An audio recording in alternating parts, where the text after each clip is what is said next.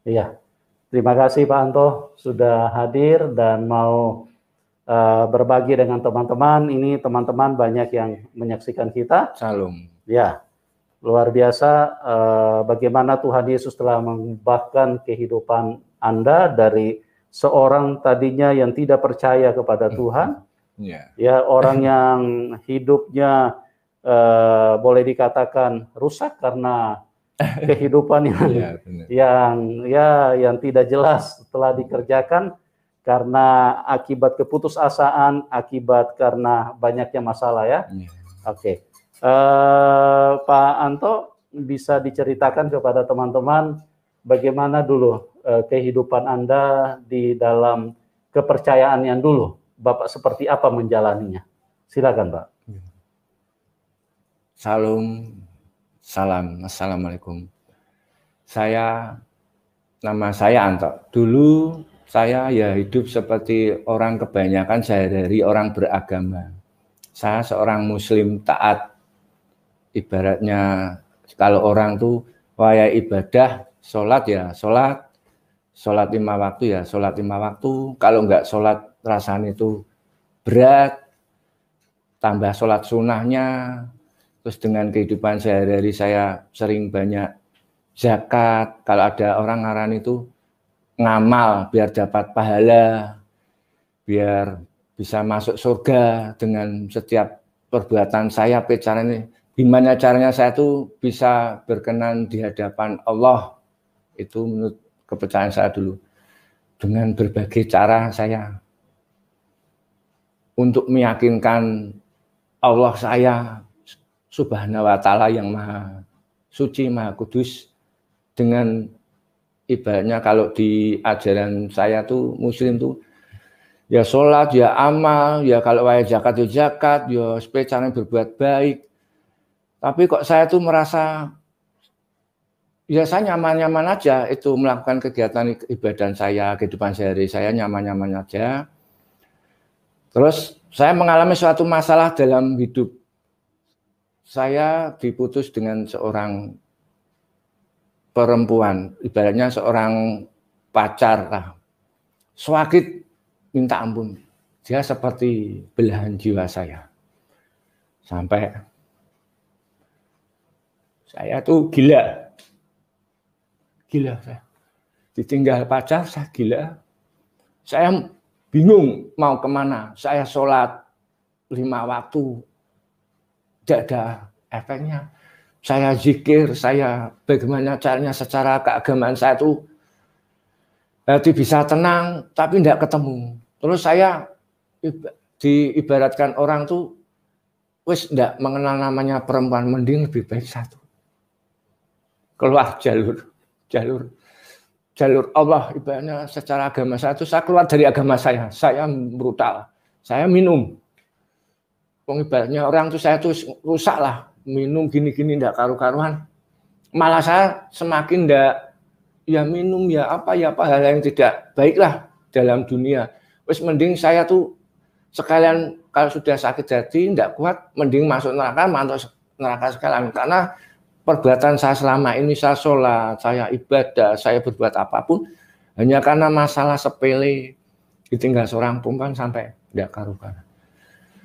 Setelah itu saya menjalani kehidupan saya yang tidak karu-karuan, Jadi saya kerja tapi secara dilihat dari orang tuh dilihat baik-baik aja. Tapi kalau sudah habis kerja saya hidupnya kalau nggak minum ya apa-apaan hal yang negatif seperti judi, seperti gini, seolah-olah tuh hidup saya tuh hanya kegelapan tok, enggak ada tujuannya. Saya enggak ketemu ketenangan gitu sampai saya mengalami suatu penyakit yang ibaratnya orang tuh wis hidupnya enggak karu-karuan, dulu hidupnya pengen api enggak karuan, terus kena penyakit ditinggal seorang perempuan sama enggak karuan, malah kena penyakit. Nah, itu akhirnya saya berobat, saya sudah ikut operasi sampai tidak sembuh. Saya berobat ke seorang paranormal, seorang kiai, seorang ulama, sampai dianu sama dokter itu aja tidak sembuh. Sampai terjadi infeksi pembengkakan yang ibaratnya sakitnya minta ampun. Wah, kok enggak karu-karuan sampai ibaratnya orang tuh lebih baik saya tuh mati daripada hidup. Sampai saya tuh nyebut namanya Allah tuh apa, Tuhan Yang Maha Esa tuh apa. Terus saya tuh sudah enggak kenal namanya manusia, enggak kenal namanya Sang Pencipta. Hidup saya tuh sudah. Saya pengen mengakhiri hidup saya karena saya merasa sakit yang luar biasa yang ibaratnya orang enggak mungkin tersembuhkan. Saya di kamar, saya ibaratnya bukan gantung tapi mencekik leher dengan selendang karena saya merasakan sakitnya luar biasa, nggak mungkin sembuh, bengkak besar, terus berobat kemanapun nggak mungkin sembuh. Saya putus asa sampai saya orang ngasih pelajaran minum ini tak minum sampai keracunan. Orang suruh berobat kemana? Pakai ini, pakai lebah, berbagai macam paranormal alternatif, ramuan apapun, malah tidak karu-karuan. Saya mengakhiri hidup di kamar, leher saya ikat pakai selendang. Tuhan, ampuni. Saya ikat pakai selendang karena saya sudah gelap. Saya ikat, akhirnya saya sudah mati. Sudah meninggal, malah saya melek gini, mata saya melek malah tambah sakit.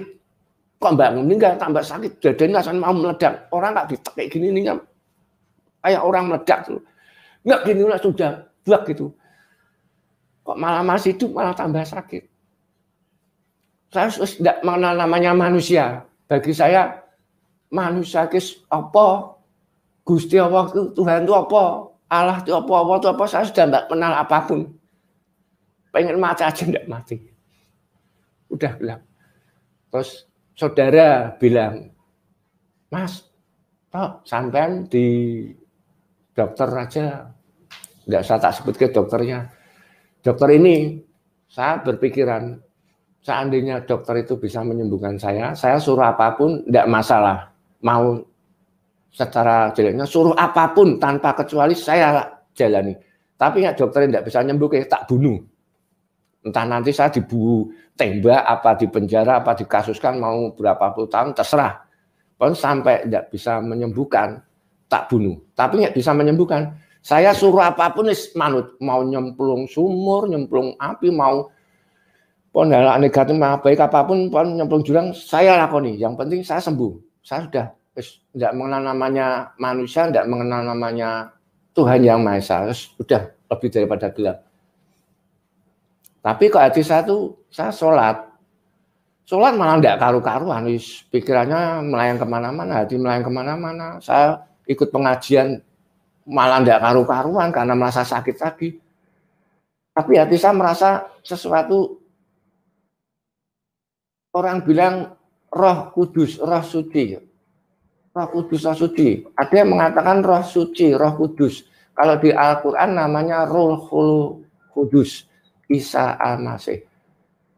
Saya tanya teman saya yang pernah mempelajari Quran yang sudah tingkat tinggi. Mas, Isa Al-Masih apa itu roh kudus ini? Oh, udah, saya tahu roh kudus. Roh yang maha suci, Ruhul Kudus, Ruhullah, Kalimatullah, Rasulullah. Oke. Tapi nek sampai ndak nyembuke piye, Mas? Yo aja ngono lah, teman saya. Sampai bilang gitu, loh kok malah nantang, tak tantang. Jadi saya tuh, tapi kok hati saya kok haus, kepengen ke dokter itu. Terus saudara saya mengantar ke dokter itu. Dokter itu cuma bilang, Mas, tidak ada namanya manusia, profesor, dokter, obat, operasi, apapun yang dari dunia ini bisa menyembuhkan. Itu semua hanya meredakan rasa sakit. Seperti obat, operasi, ramuan, seorang ilmuwan, seorang dokter apapun manusia itu tidak ada yang bisa menyembuhkan penyakit. Cuma meredakan rasa sakit seperti orang dioperasi. Dikasih minum itu cuma meredakan rasa sakit. Ya terus gimana Bu? Kalau mau sembuh ya percaya aja. Percaya gimana? Mas Santo percaya dengan Roh Kudus. Kalau Roh Kudus setahu saya tuh di Al-Quran namanya Isa Al-Masih. Ya, saya pernah tahu Bu, saya pernah ngaji. Isa Al-Masih. Al-Masih yang dikuduskan, yang disucikan. Roh Kudus. Oke. Nah kalau di ajaran sampean Bu, itu namanya Yesus Kristus. Saya nantang, tapi juga takut. Bu Susana gini. Udah gini Mas, sampean tahu. Saya tahu ini Mas Santo punya beban hidup juga yang lebih berat daripada penyakitnya. Jadi Bu Susana bilang bukan masalah penyakitnya, tapi beban hidup saya yang terlalu gelap. Itu yang menjadikan timbulnya penyakit tadi. Jadi seseorang yang mendapatkan penyakit itu sebenarnya bukan karena penyakitnya, tapi sesuatu permasalahan hidup yang masuk ke dalam hati, terus ke dalam peredaran darah, pembuluh darah tidak lancar, ketemunya penyakit. Itu seorang dokter bilang seperti itu. Jadi mungkin kepahitan hidup, apa hal-hal yang negatif, yang hitam, kegelapan dalam hati seorang itu yang menjadikan hatinya gelap, terus masuk ke pikiran, ke hati, sampai ke peredaran darah, timbullah suatu penyakit. Oh gitu Bu, iya. Jadi bukan masalah penyakitnya Mas, ini dalamnya Mas Anto, oh gitu. Ayo kita doa sama seorang dokter tuh, sama suaminya, sama beliau saya. Doa, saya tadinya gini, iki nek secara Jawa ini double-doublean Bu, tapi cara Indonesianya bahasa Indonesia ini kalau doa pura-pura tok, Bu, saya tahu. Saya pernah belajar suatu ilmu agama, juga ilmu kesekten, ilmu kanuragan. Ini kalau cuma tipuan-tipuan tok, tak habisin gitu toh. Saya dalam hati gitu toh. Doa ini kalau cuma tipuan-tipuan toh, saya pernah ilmu agama juga ilmu kanuragan. Jadi tahu ini doa tipu-tipuan. Terus dia doa. Dia hanya mengatakan doa apa? Bapak kami sama Tuhan, ini anakmu, ya Roh Kudus yang Roh Maha Suci. Aku serahkan padamu sama doa Bapak kami.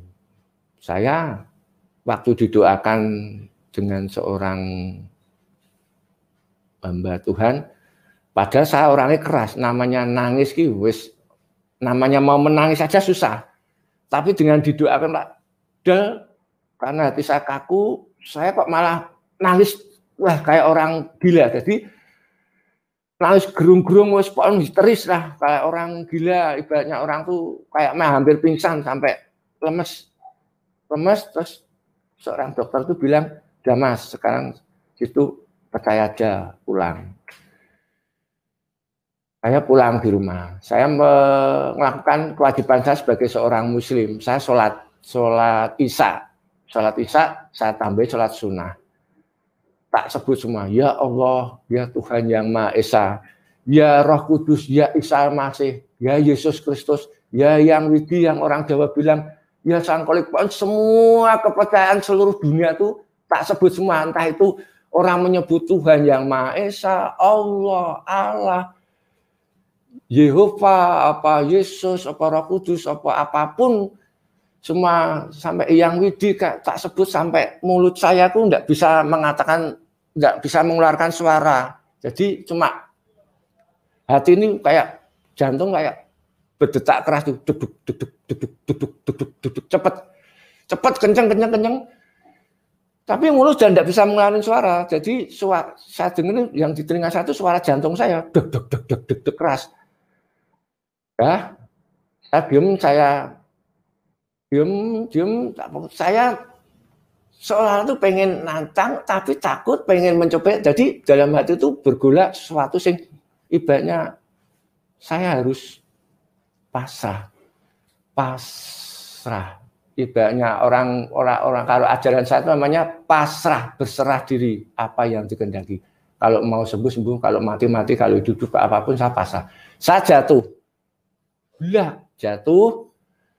Jatuh itu jam 8 malam, jatuh, tahu-tahu saya melek mata gini. Nah, ini buktinya. Ini yang dulu kecil, terus dioperasi, ini kelenjar tiroid, kecil segini, dioperasi 12 jahitan, terjadi infeksi pembengkakan besar segini, sebesar dadanya perempuan segini. Sakitnya melebihi. Wah, kalau orang ibaratnya orang sesakit-sakitnya orang tuh saya harus tidak kuat.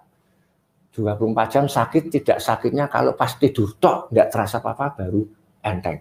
Tapi nanti kalau sudah melek mata gini, ini kepala kak ditarik semua, sini sakit. Wah, itu tahu-tahu tuh pecah, jadi kempes gini lah, gini, ini bekasnya ini kempes gini. Cairan tuh di luar semua. Saya kaget, loh, apa sih? Rasanya namanya orang sakit 24 jam. Kayak orang kesiksa, terus kayak ibaratnya harus berobat kemanapun, ke dokter, ke dukun, ke paranormal, ke kiai, ke orang tokoh-tokoh pintar, ke pendeta, ke pendoa apa, enggak tahu. Enggak ada efeknya. Hanya karena saya pribadi berserah dan saya percaya bahwa Isa Al-Masih, Yesus Kristus itu adalah Tuhan yang Maha Esa. Allah. Siapapun mau percaya apa tidaknya, itu terserah. Saudara-saudara yang seperti saya mengalami sendiri, saya tadinya tidak percaya, tapi setelah saya percaya sendiri, saya mengalami sendiri mujizatnya, kuasanya. Haleluya, haleluya, haleluya. Saya bersyukur.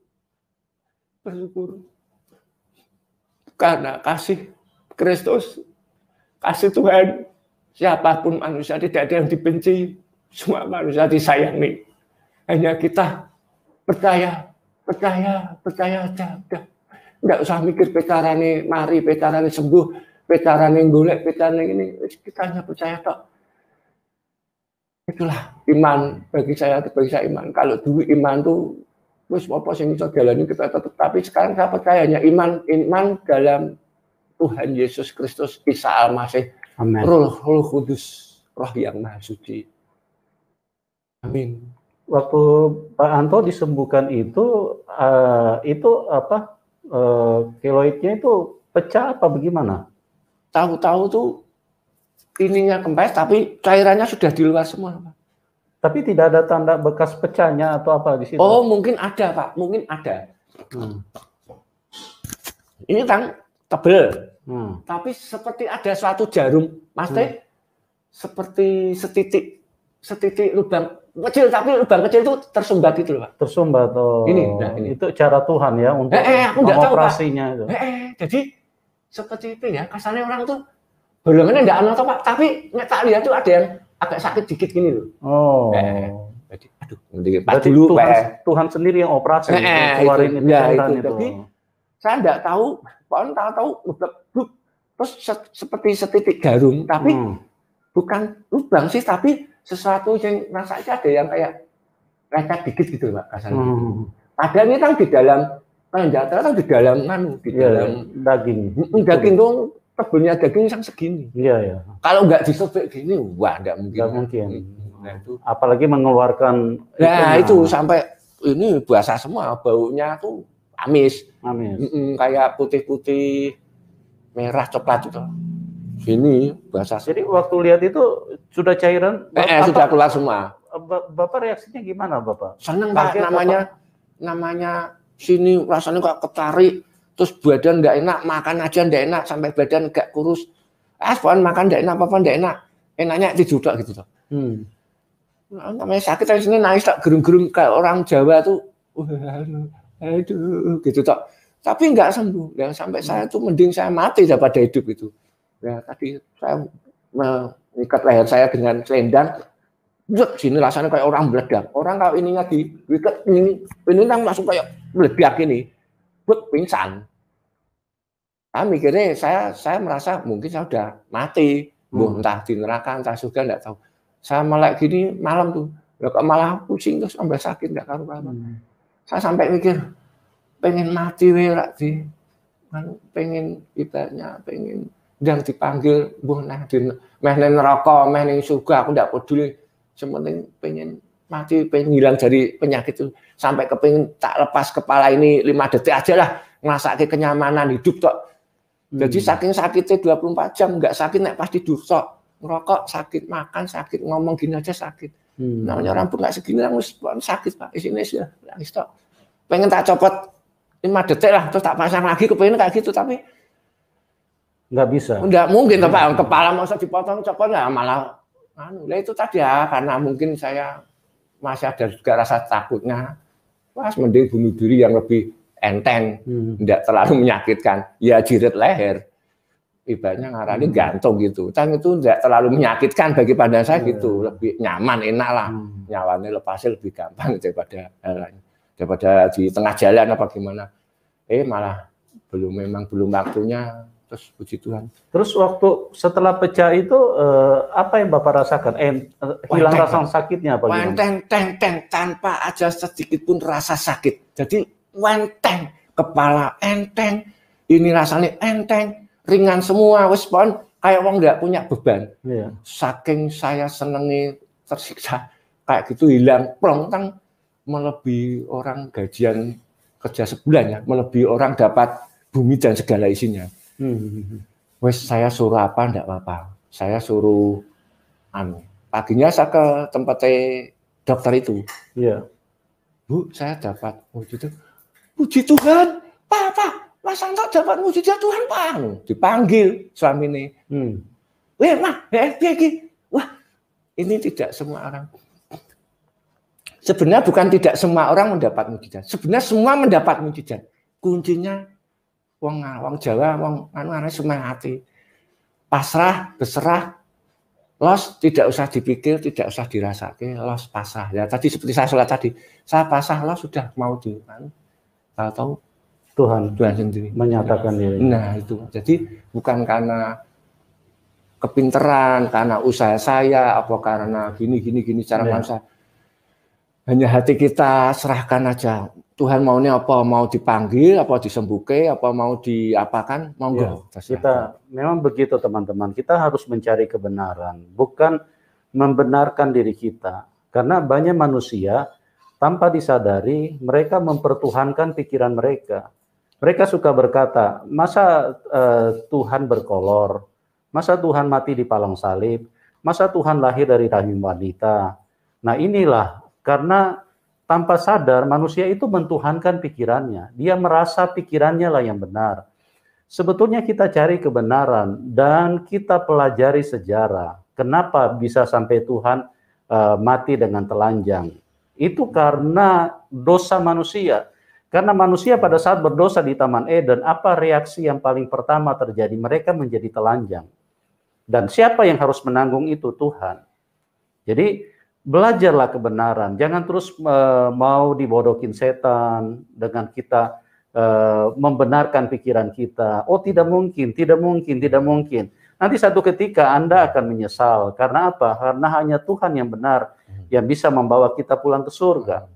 Seperti tadi yang saya katakan, firman Tuhan berkata bahwa marilah kamu yang letih lesu dan berbeban berat, karena aku akan memberikan kelegaan.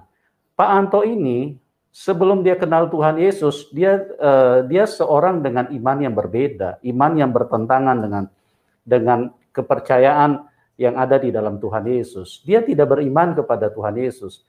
Tapi karena dia Tuhan yang benar, dia Tuhan yang baik, dia mengasihi semua manusia. Seperti yang saya katakan, kalau dia berfirman, marilah kamu orang-orang Kristen, maka saya adalah orang yang paling pertama yang mengajak kita jangan percaya sama dia. Karena dia Tuhan satu kelompok. Kalau dia Tuhan yang benar, firman-Nya itu sempurna. Marilah kamu yang letih lesu berbeban berat. Apapun kepercayaan Anda, bahkan Anda tidak punya kepercayaan pun, Anda ateis, disayang sama Tuhan, dikasihi sama Tuhan. Itulah Tuhan yang baik. Dia merangkul, dia mencintai, dia ingin menolong. Cuman yang menjadi masalahnya, banyak manusia yang tidak mau datang kepada dia. Banyak manusia yang menolong, bahkan banyak manusia yang menghina. Tapi tidak apa-apa, itu semua keputusan manusia, keputusan pribadi masing-masing. Cuman saya mengasihi Anda semua, saya hanya ingin mengingatkan, jangan sampai terlambat. Karena kalau Anda sudah mati, Anda langsung diterkam setan. Hanya Tuhan Yesus yang baik, hanya Tuhan Yesus yang mau menyelamatkan, hanya Tuhan Yesus yang punya surga, yang bisa membawa kita ke surga. Nah, Pak Anto, mungkin bisa dilanjutkan bagaimana selanjutnya kehidupan Bapak sampai Bapak bisa menerima Tuhan Yesus. Kan waktu itu, waktu Bapak disembuhkan itu, kan Bapak masih di keyakinan yang lama ya. Nah, terus bagaimana Bapak mengambil keputusan untuk ikut Tuhan Yesus dan sampai dibaptis? Bapak bisa ceritakan. Karena saya, keluarga lingkungan saya kan orang-orang Muslim, banyak kan orang-orang Islam. Saya tetap mengikuti kegiatan mereka, entah itu sholat Jumat, entah itu pengajian, karena bagi saya Yesus Kristus Isa Al-Masih itu adalah Tuhan seluruh manusia, bukan agama tertentu. ini tertentu. Ya, tetap saya mengikuti, karena mereka juga saudara saya. Yang di kampung, yang di manapun tempat, kalau ada pengajian, kita tetap ikut pengajian. Karena kita sebagai manusia kan harus berinteraksi juga dengan manusia lain. Saya tidak memandang, wah, kowe Islam, wah, kowe Kristen, wah, kowe Katolik. Enggak. Bagi saya itu saudara saya, saudara yang ibaratnya itu sudah diciptakan di bumi dan ada yang menciptakan.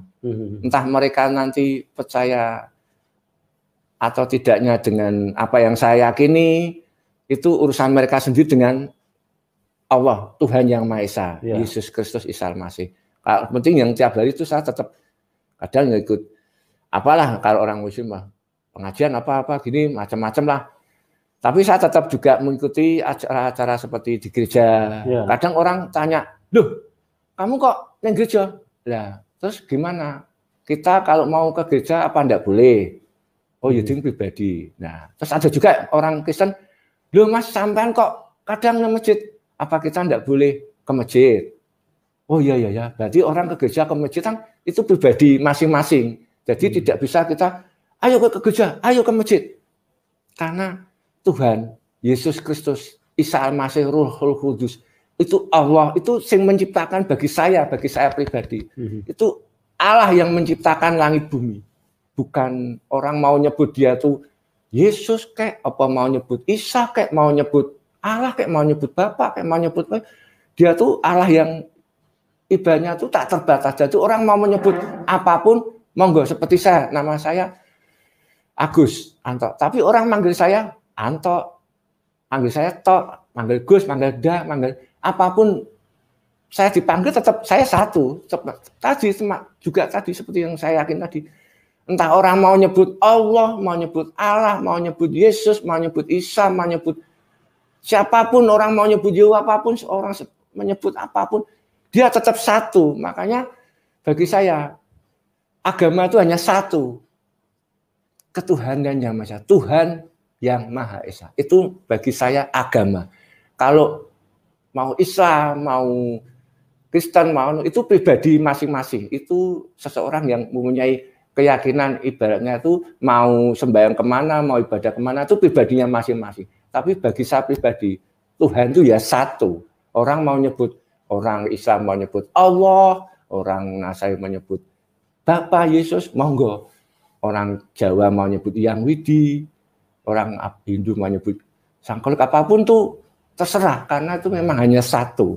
Memang cara kita mempelajari dalam agama kan berbeda-beda. Ada yang dengan ibadahnya sholat, ada yang ibadahnya dengan nyanyi-nyanyi pujian, ada ibadahnya dengan hal-hal dimanapun tempat. Itu urusan mereka pribadi masing-masing dengan Sang Pencipta Tuhan sendiri. Cuman intinya pesan saya, kalau seseorang beribadah dimanapun tempat, kapanpun, entah di masjid, entah di musola, entah di wihara, entah di gereja manapun, ya Allah, ya Allah, mohon kuasa Roh Kudus-Mu selalu menyertai. Mohon kuasa Roh Kudus-Mu, mohon kuasa Roh Kudus-Mu. Mohon kuasa Roh Kudus-Mu, karena Roh yang Maha Suci. Itulah yang menjadikan kita hidup benar, yang menjadikan kita hidup berkenan di hadapannya. Bukan karena perbuatan kita, perkataan kita, apapun, tapi karena kasih kuasa Roh Kudus, Roh yang Maha Suci. Kalau di Al-Quran namanya Ruhul Kudus, Roh Kudus, Ruhullah, Kalimatullah, Rasulullah. Wis wong saya orang bodoh, wis taunya saya itu Roh yang Maha Suci. Wis itu aja. Yang penting kita sesama manusia saling menghormati dalam beragama. Cuman dalam saya berpesan, saya mohon pada saudara-saudara semua, entah agama apapun, kalau berdoa ya Allah, mohon Roh Kudus-Mu, Roh yang Maha Suci. Mohon ridho-Mu ya Allah, ya Allah, ya Bapa, ya Roh Kudus. Orang menyebut apapun itu hanya satu, tidak ada yang lain. Orang mau menggambarkan dengan apapun, wes monggo, pribadi masing-masing. Yang penting Yesus Kristus itu adalah Allah, Isa, Roh Kudus, Allah, Bapa, Tuhan yang Maha Esa, Itu bagi keyakinan iman saya yang menjadikan saya mendapat mukjizat seperti ini. Haleluya. Terus bagaimana Bapak di dalam proses sampai dibaptis, Bapak bisa ceritakan kejadian-kejadian yang Bapak alami supaya teman-teman bisa diberkati dan juga bisa mempersiapkan untuk kehidupan kekal itu. Saya waktu itu selain juga ke masjid juga ke gereja, terus seorang jemaat, Mas, kalau ajaran kita tentang nganu harus baptis. Oke, kalau ajaran Islam namanya tuh apa ya? Syikoh. Ada tuh, ada orang bilang syikoh. Syikoh tuh apa ya? Kalau orang bilang pembaptisan apa? Kan pensucian, syikoh. Syikoh, nggak salah. Ada itu kalau orang muslim yang tak tahu syikoh Al-Baqarah 138 apa-apa itu kan syikoh. Pengikut Isa Al-Masih. Oke, harus baptis ya. Tujuannya apa? Wan masih baptis. Nah, saya ikut baptisan. Oke. Kalau di Islam tentang baca syahadat, kalimat syahadat itu tanda persekutuan. Persekutuan dengan orang-orang sekitar. Dengan Tuhan, dengan apa yang menciptakan kita. Termasuk di dalam orang gereja itu pembaptisan. Oke, saya ikuti. Caranya gimana? Ikut. Apa itu 2 kali pertemuan, gini. Ya itu saya ikut pembaptisan. Nah, terus apa Pak? Maksudnya? Yang maksud saya yang Bapak dapat penglihatan itu tadi. Oh, gini. Setelah saya tadi itu mau dibaptis. Seseorang gereja bilang, Mas, hari ini Mas Anto harus mati. Lah saya bingung. Maksudnya mati gimana Pak? Harus mati. Mati. Mas Anto hari ini detik ini harus mati. Saya tak resapi, aku mati. Wah, aku enggak terima. Saya enggak terima saudara. Saya enggak terima kalau saya itu mati. Saya berontak. Gue naiki kalau hari ini aku mati, pasti masuk neraka gini-gini. Wah, saya berontak. Namanya orang ibaratnya takut mati. Orang mesti takut mati. Padahal kemarin-kemarin enggak takut mati. Tapi setelah disembuhkan Tuhan malah takut mati. Wah, enggak karu-karu malah. Saya berontak, saya ngamuk di gereja. Tak pukuli temboknya. Saya herannya gini loh. Wong waktu sakit pengen mati. Tapi waktu sehat malah enggak mau mati. Lah itu enggak tahu itu memang saya sendiri. Saya ngamuk di gereja, didiemin orang gereja, udah biarin aja. Sampai saya capek di pojokan, mukuli tembok capek.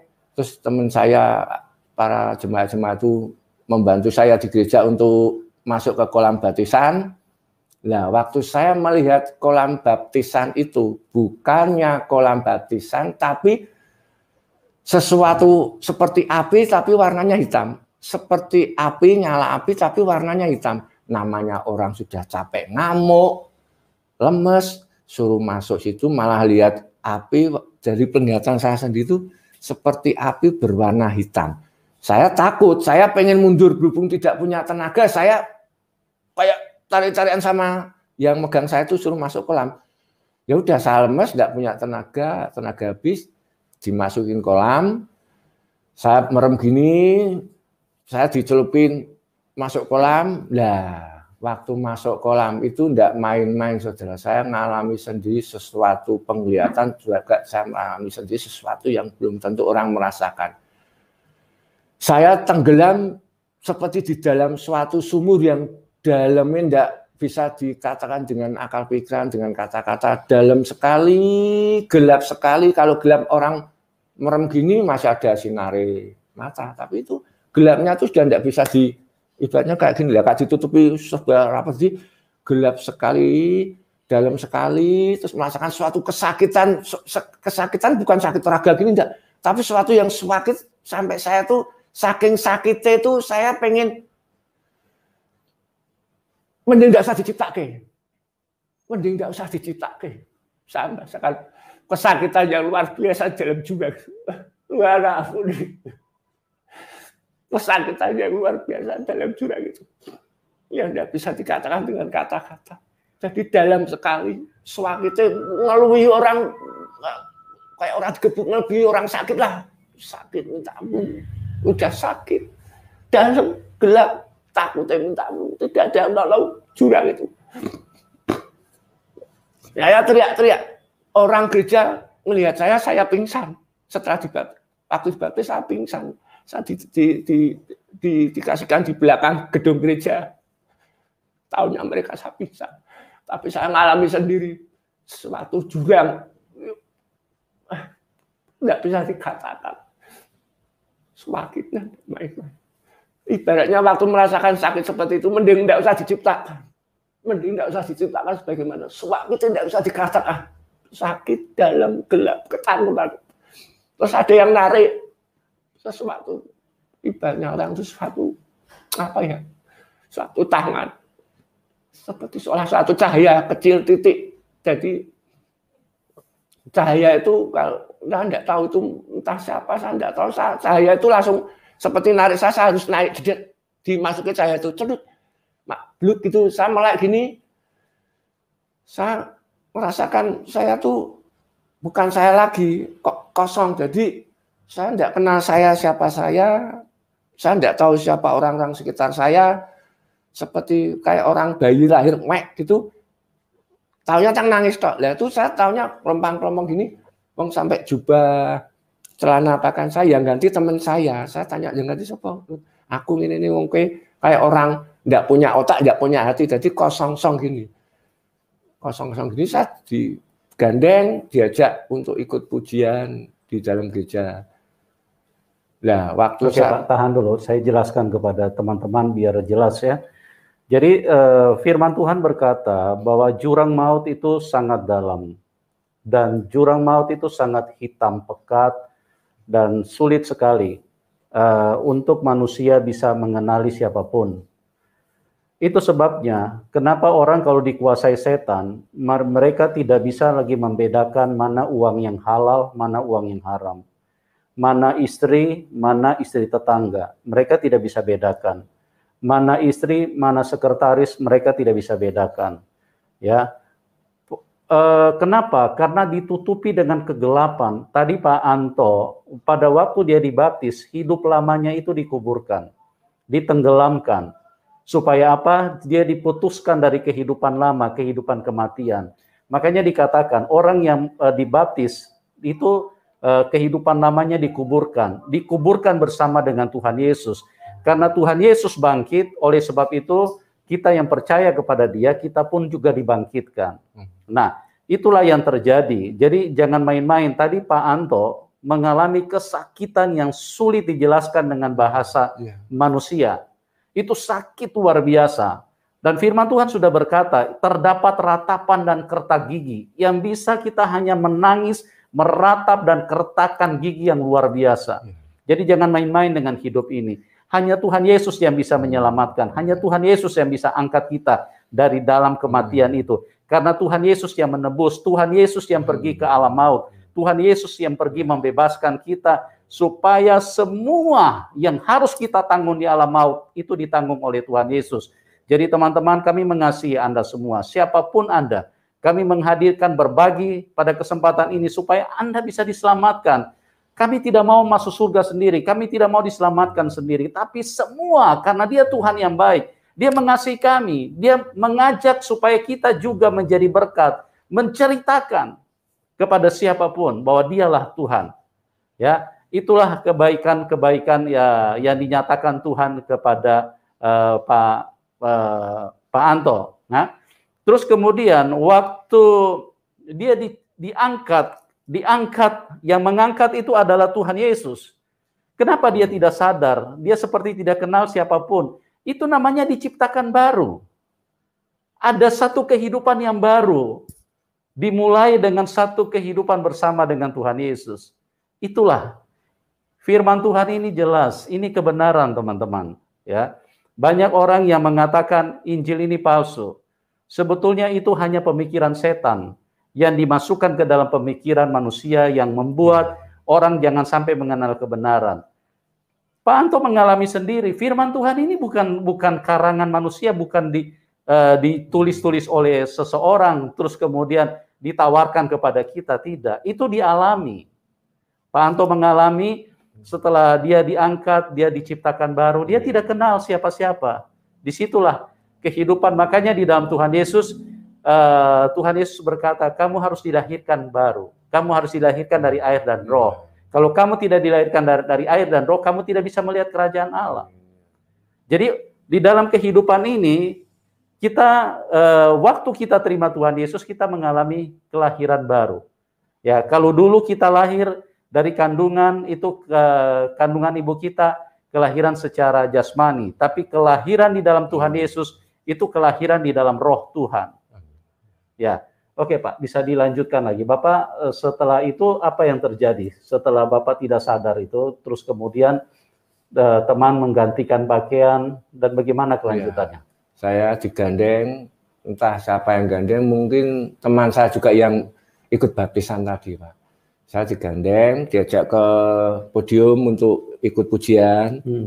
Kan habis kalau orang gereja kalau habis dibaptis kan ikut pujian bareng-bareng. Iya. Ya. Nah, itu waktu saya ikut pujian, yang tadinya saya itu nek kalau mendengar pujian tuh biasa ya. Ibaratnya tuh alah wong nyanyi tok.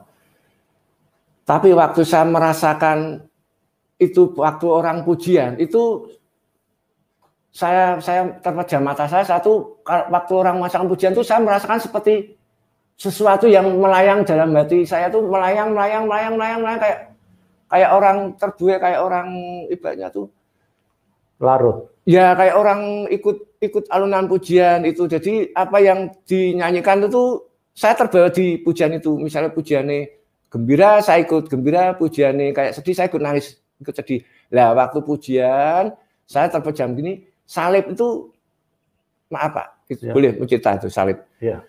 Salib yang di gereja itu warnanya tang merah, jauh. Kalau orang mau menek di salib aja pakai tangga mungkin ada 10 meteran mungkin lebih. 5 meter lebih lah mungkin. Nah itu saya merasakan waktu pujian naik itu saya kok rasanya itu kayak orang gini loh. Jadi orang seperti hati itu naik, pikiran naik kayak orang malap itu, terus saya melihat sendiri salib itu datang. Salib datang mendekati saya terpejam itu. Salib datang mendekati saya megang salib. Tapi waktu itu orang melihat saya turun dari barisan saya tuh, waktu saya pujian tuh, saya turun, mata terpejam, jalan sendiri mendekati salib. Itu orang, saya tanya teman saya, "Tok, kamu kok melaku dewi merem marani salib gitu loh, marani mau ke mimbar gitu." Tapi waktu saya ngerasa kayak di penglihatan saya waktu saya pujian merem gini, saya tuh melihat salib tuh malah deketi saya pegang salib. Lah waktu saya megang salib plek gini, nempel di salib dep, itu hati, pikiran, jiwa tuh rasanya meledak duel, rasanya ku seneng, ibaratnya wong seneng ki, wah saya dipakal. Tapi orang melihat saya jalan sendiri merem, sama guyu ngakak gitu, ngakak kayak orang gila itu, guyu cekakaan, kayak orang saking seneng itu, mungkin saking seneng itu hadiah mobil apa, hadiah motor, mungkin lebih seneng lagi, mungkin dapat cewek cantik apa enggak tahu, tapi saya seperti merasakan sukacitanya, seneng enggak ada batasnya, jadi seneng. Saking seneng itu saya tuh mandeke, ibaratnya kepengen mandeke, enggak ada pikiran kepengen mandeke, guyune enggak ada mau menghentikan tertawa, enggak bisa. Di sini tuh seneng, sukacita enggak ada batasnya. Waktu saya merasakan seperti megang salib tadi. Nah itu, jadi akhirnya saya dan sesuatu sing besar, sesuatu sing mungkin orang melihat, tapi enggak bisa tak nganu. Jadi sesuatu sing besar, sesuatu cengkraman besar, bawah dan atas itu seperti menaungi kita. Makanya seperti menaungi orang itu, gereja itu seperti menaungi tempat itu. Jadi seperti tangan apa-apa enggak tahu, apa seperti apa-apa enggak tahu, saya enggak bisa gambarke, tapi saya yakin itu tangan Tuhan, itu malaikat kudus Tuhan. Tapi saya enggak bisa gambarke alam pikiran saya, maksudnya cuma saya merasakan dalam hati dan dalam dunia seperti itu.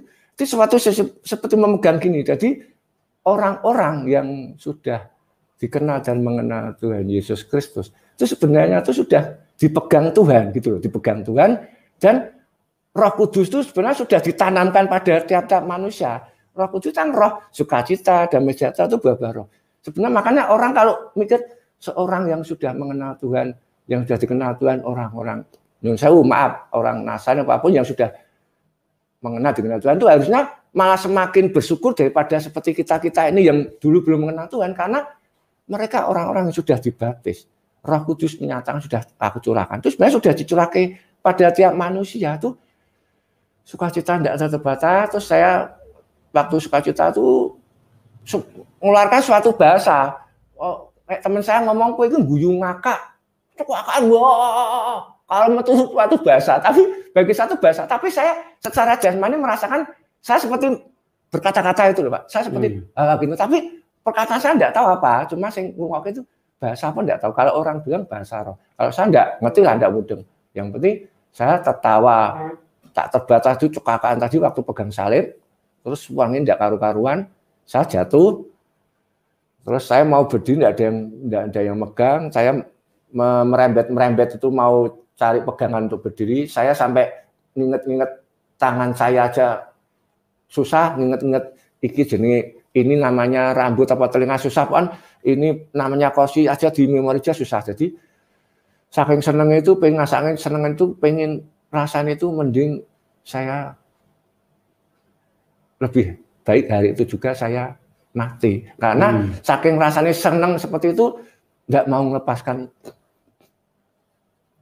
senangan seperti Pak, sukacita tak terbatas, mendingan saya hati itu mati langsung masaknya senang itu. Lah mungkin makanya saya bisa kesaksian ini bahwa salib itu adalah sukacita Roh Kudus, adalah ibaratnya orang jangan sembarangan namanya salib itu gambaran dari mematikan dagingan manusia. Itu Tuhan sendiri yang ditebus dosa kita, itu berhutang.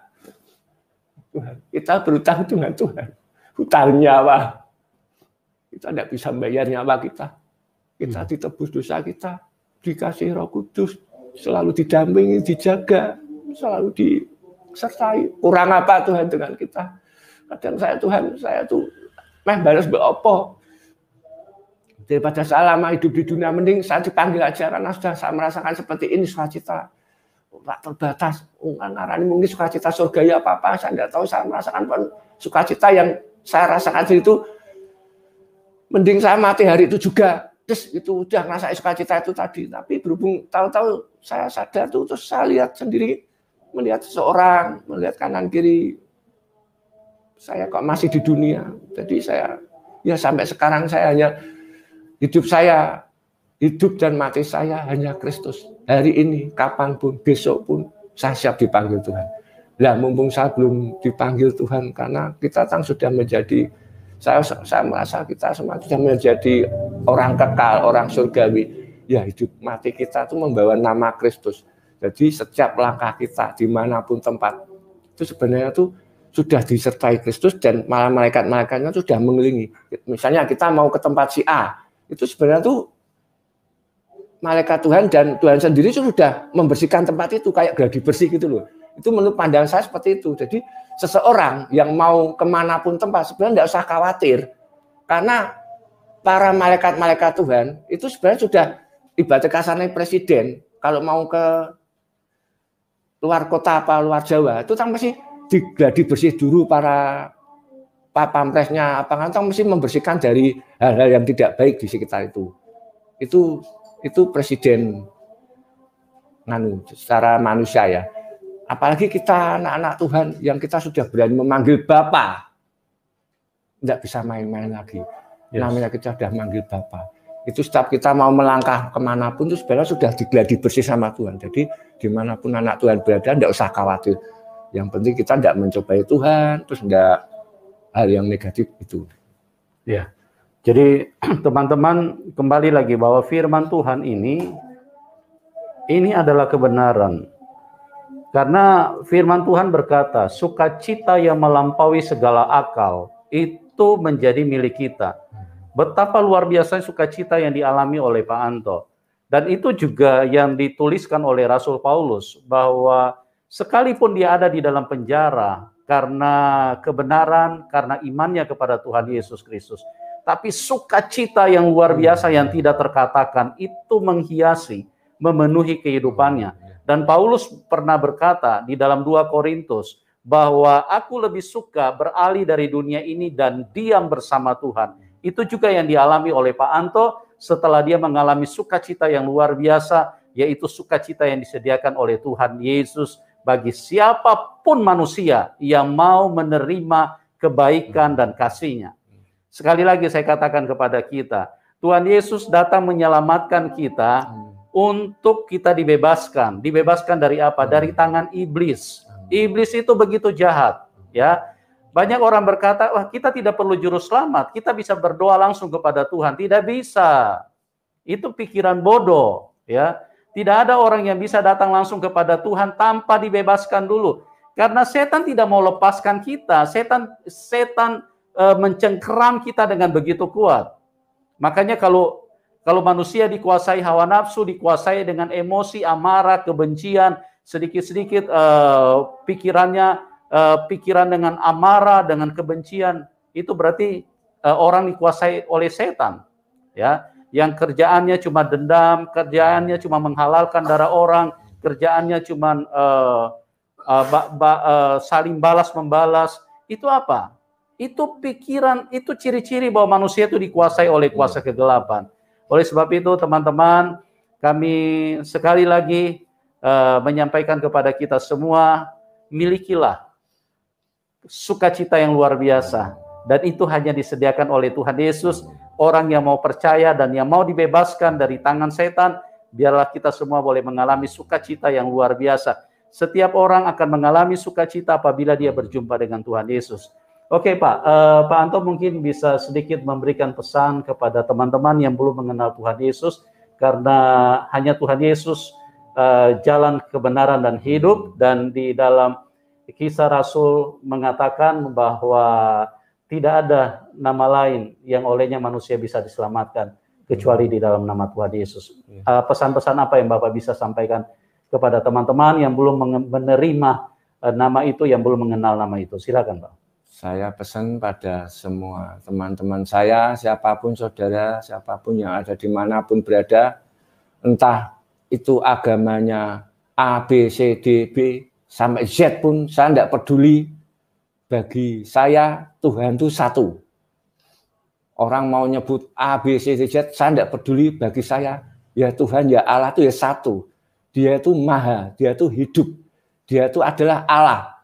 Bukan kita harus mencari Tuhan dimanapun, tempat dimanapun, tidak ada. Tuhan ya satu-satu. Dan hanya dalam nama Tuhan Yesus Kristus, Isa Al-Masih, Ruhul Kudus. Saya tidak peduli orang beragama apapun, A sampai Z, tidak peduli. Yang penting, barang siapapun yang percaya dan mengakui Isa Al-Masih, Yesus Kristus, itu adalah Allah, Tuhan yang Maha Esa. Percaya, tidak percaya, itu terserah saudara. Yang penting saya mengalami sendiri kasih karunia-Nya, anugerahnya, ridhonya, urapan kuasa Roh Kudusnya. Hanya dalam nama Tuhan Yesus Kristus, Isa Al-Masih, Roh yang Maha Kudus, Ruhul Kudus. Dia adalah segala-galanya. Kita hidup mati karena Dia. Amin. Oke, teman-teman, itulah pesan dari seorang yang tadinya tidak mengenal Tuhan, tapi kasih Tuhan begitu luar biasa telah menyentuh kehidupannya. Bahkan Pak Anto terlihat beberapa kali mengeluarkan air mata, betapa seriusnya pesan-pesan ini disampaikan kepada saudara. Biarlah kiranya Roh Kudus, kami berdoa, menjamah kalian supaya kalian bisa diselamatkan daripada semua perangkap dosa, perangkap setan yang begitu mematikan. Karena setan tidak ingin kita ketemu dengan Tuhan Yesus, setan tidak ingin kita ketemu dengan kebenaran, setan mau kita mati binasa, seperti yang dialami oleh Pak Anto tadi waktu dia masuk di dalam air baptisan, betapa mengalami kesakitan yang luar biasa. Jangan sampai kita ke sana teman-teman. Ya, neraka itu ada dan sangat tidak terkatakan. Saya mencari di kamus bahasa Indonesia, tidak ada satu kata pun yang cukup untuk melukiskan neraka itu. Karena itu adalah kengerian yang tidak akan terkatakan. Sebab itu sebelum terlambat, mari alami Tuhan dan cari Tuhan, dan biarlah kita semua boleh ketemu dengan Tuhan yang benar, dan kita semua bisa diselamatkan. Terima kasih Pak Anto buat kesaksiannya yang luar biasa, dan doa kami Pak Anto tetap dipakai Tuhan luar biasa, bisa bersaksi di mana saja, dan Pak Anto bisa memenangkan banyak jiwa. Bagi teman-teman yang ada di dalam link ini, doa kami juga buat Anda semua, Tuhan memberkati kita semua, dan kita akan berjumpa di program selanjutnya, dan Tuhan Yesus memberkati, dan salam kemenangan buat kita semua.